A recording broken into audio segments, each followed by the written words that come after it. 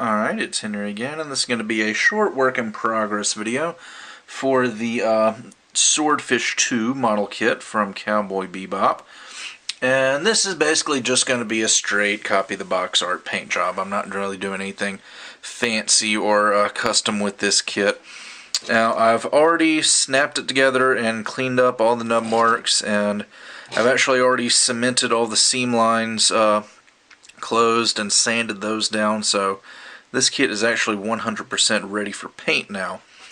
It does come with a few little accessories. It comes with some missiles that have these little optional parts right here where they can attach to the sides of the wings.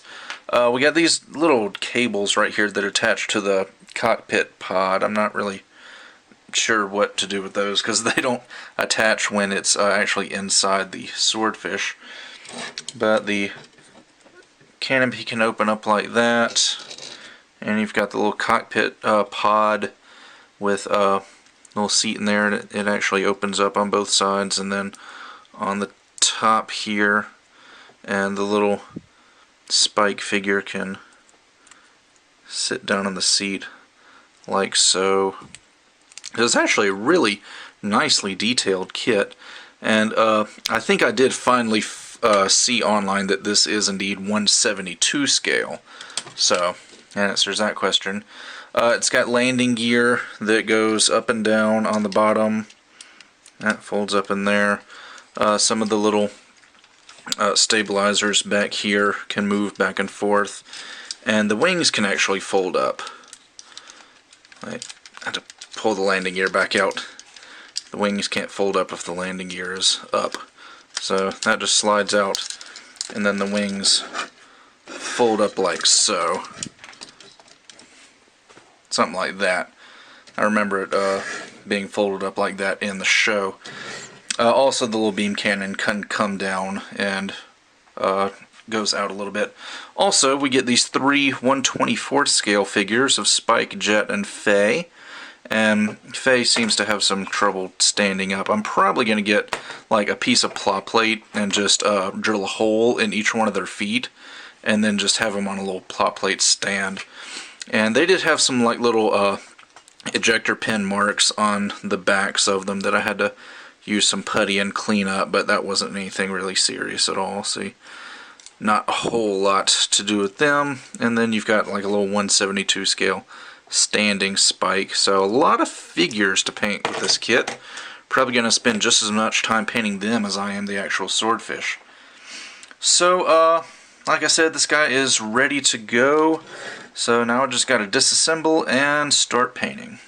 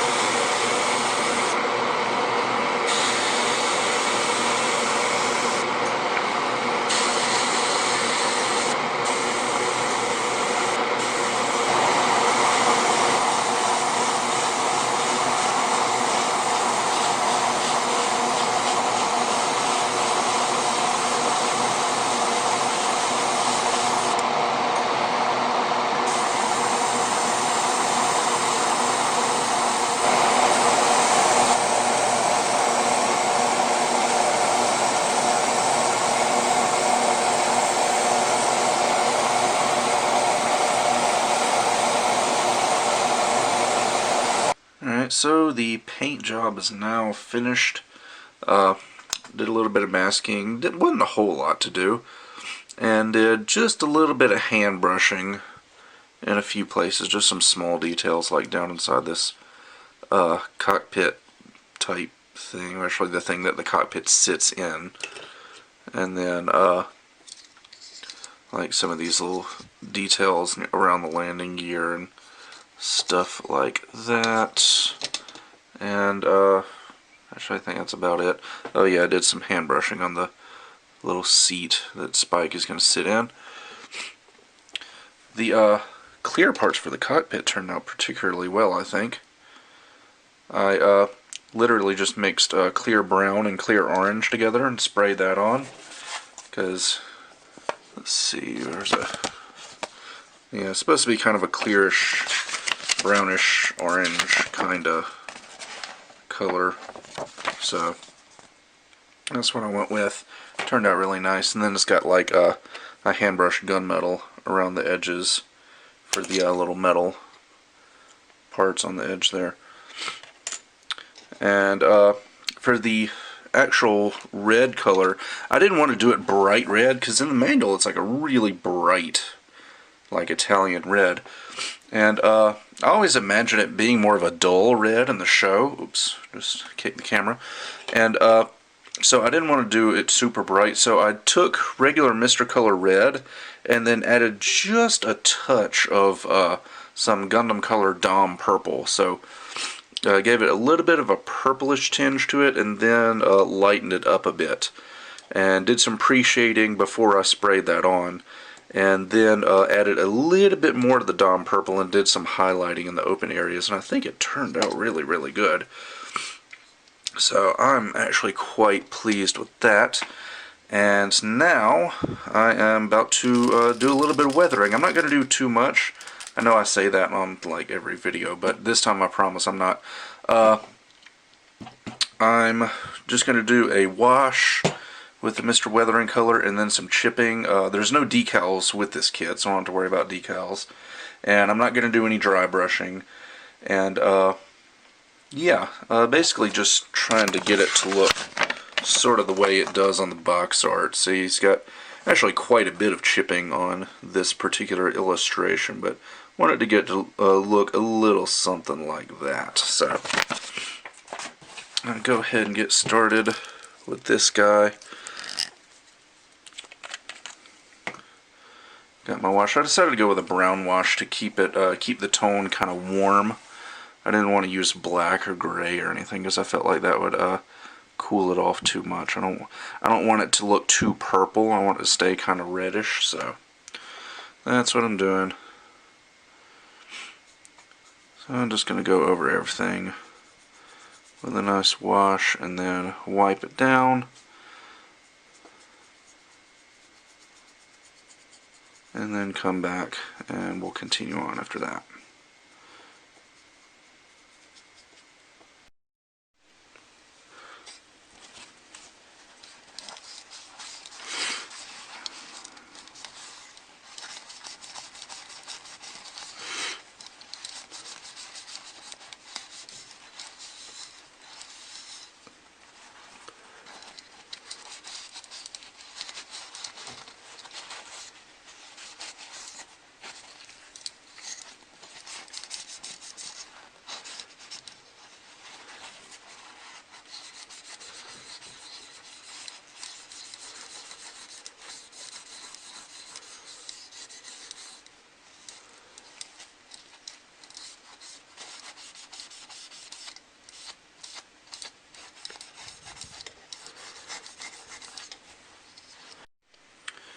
Alright, now that the wash is done, just going in and doing some chipping.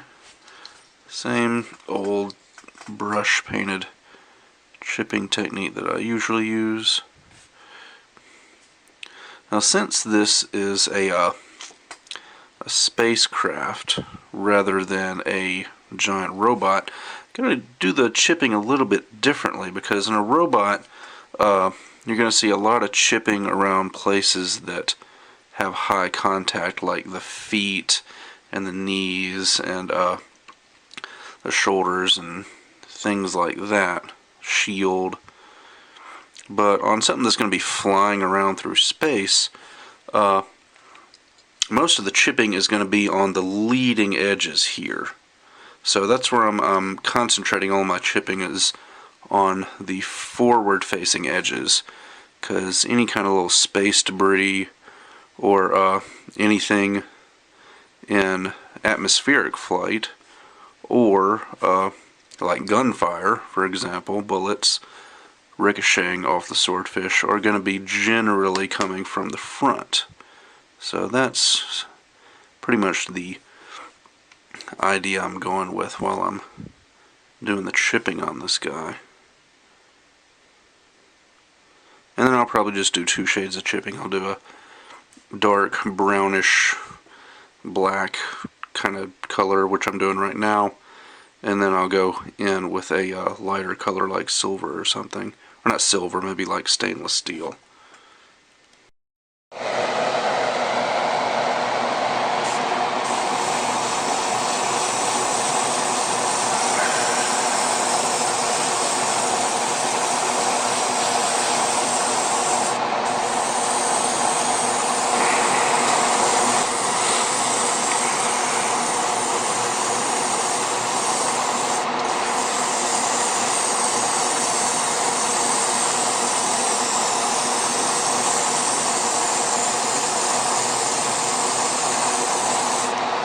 Alright, now that top coat is done, it is time for final assembly.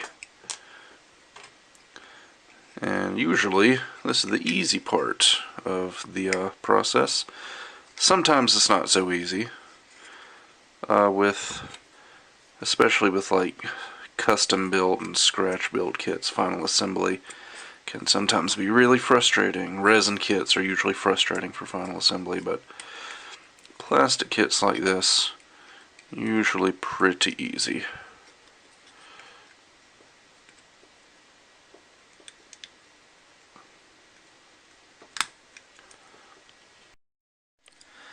Alright, and this is the very last phase of this model kit, which are these little 1/20th scale figures of Spike, Jet, and Faye. And I'm going to be perfectly honest, these have taken about as much time as painting the swordfish itself. Because, you know, I've painted these things before, like a lot of the earlier Master Grade Gundam kits came with these little 1/20th scale figures, and some of the like the Gundam Wing Endless Waltz 1/100 scale kits came with them. And they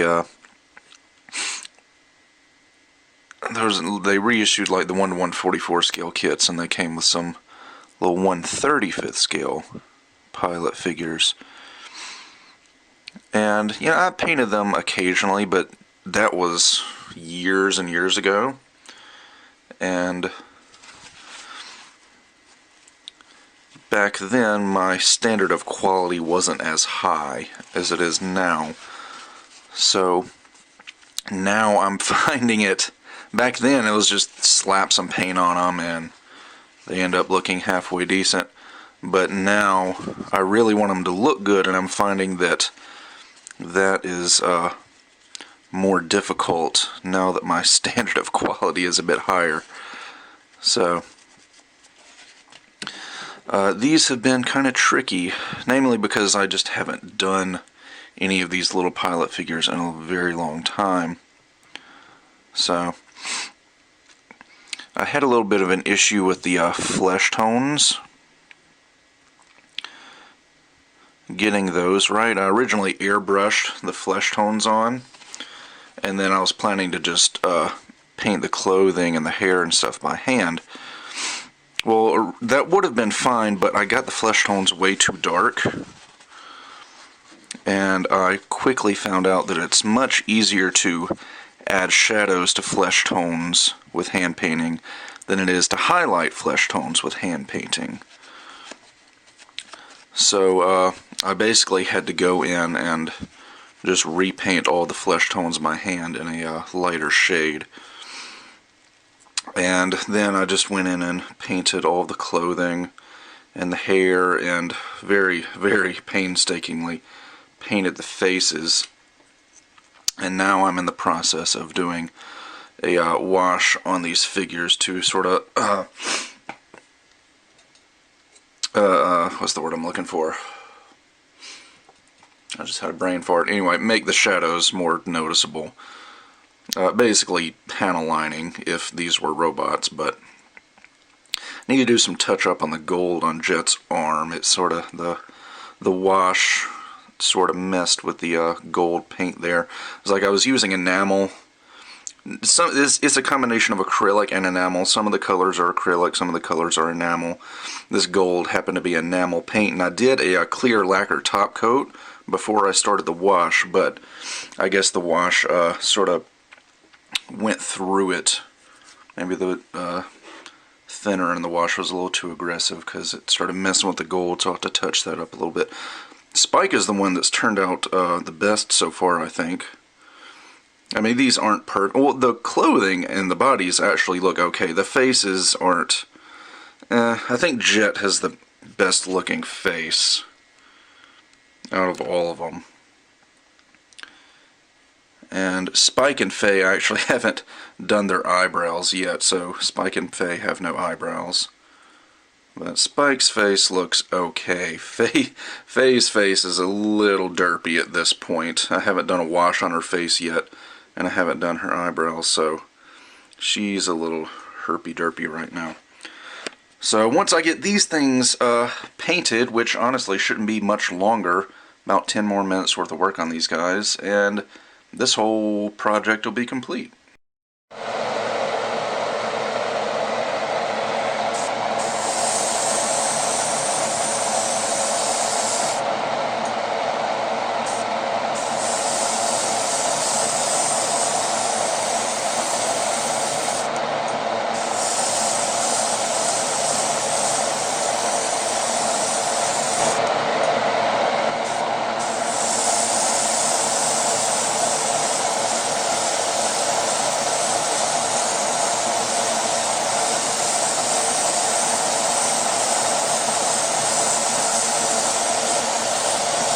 Okay, so that took quite a bit longer than I originally intended it to.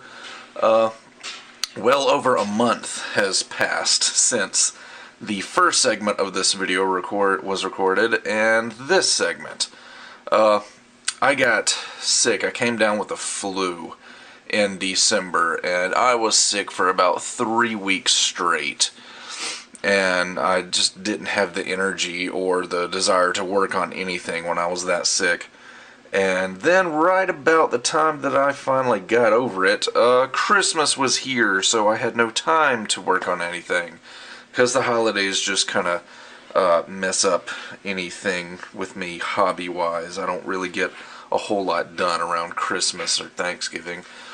But this is now finally finished, and I can send this off to the commissioner and start on my next project. But I'm actually very, very happy with the way this turned out. I think the paint job on the Swordfish looks especially nice. I'm very happy with it. I really like that it's this nice, dull, beat-up red color rather than the bright, almost neon red that it was molded in out of the box. Did some heat staining on the little beam cannon on the front here. I did a little bit of heat staining on the thruster back here, but it's not quite as noticeable, seeing as how it's a lot shorter. See if I can get it to focus on the little spike down there in the cockpit. Also turned out nicely. This clear brown, clear orange color I mixed up for the cockpit also came out very, very nice, I think. And the weathering turned out good, and I'm just overall very, very happy with this thing. And close that down, and then close the canopy. There we go. So, couldn't be happier with this. The figures, when I was about halfway through these things, I was thinking to myself, oh my god, these are going to end up looking awful. But luckily, I put a bit more work into them and did the wash, and they don't look perfect, especially around the faces. Like, from a distance, they look okay, but when you get up close, they definitely could use some work. Like I said, it's been a while since I've painted little figures like this, so figure painting on miniatures is not something that I'm especially good at, but definitely something that I'm willing to practice and get better at. I think Jet turned out the best, though. I think, I don't know if it's just because he's bigger than Spike and Faye. His face was definitely easier to do, but I think Jet definitely turned out the best of the three. And here's Spike. Spike's clothes were the easiest to do, obviously, since it's mostly just blue. And his face turned out okay. That's alright. The eyes were the part that I had the most trouble with, seeing as how those were the most detailed, or the smallest / most detailed parts of the figures, was doing the eyes. Trying to get the irises and the pupils in there, and the little white highlight on the eye was very, very difficult. And then here's the little 1/72 scale Spike. Obviously I didn't bother trying to paint a face on him because it didn't really matter. But he turned out pretty good. This one was actually a whole lot easier than the big ones. And these little stands that are standing on, like I said earlier in the video, did not come with the kit. I just cut those out from plot plate and then did a little pin in the bottom of their feet and then drilled a hole into the plot plate and just glued that in place, because without that these things really can't stand very well at all. So that does it for this work in progress video in this project, and with that I will see you guys next time.